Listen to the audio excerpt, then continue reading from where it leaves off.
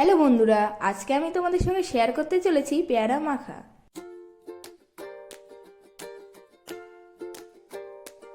তো তার জন্য প্রথমে পেয়ারাটাকে ভালো মতো ধুয়ে নেব। আমি এখানে দুটো পেয়ারা নিয়েছি।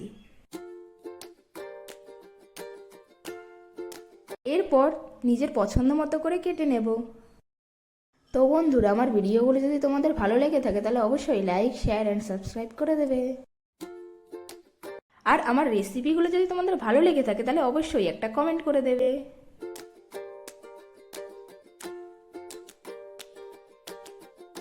তারপর আমি ধনেপাতাটা আর কাঁচা লঙ্কাটাও কেটে নেব।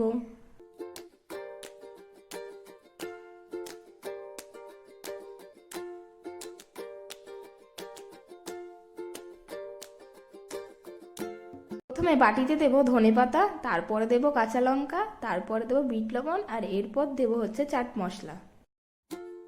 সবশেষে কাসুন্দি দিয়ে ভালো মতো মেখে নেব। আর মেখে নিলেই রেডি আমাদের পেয়ারা মাখা।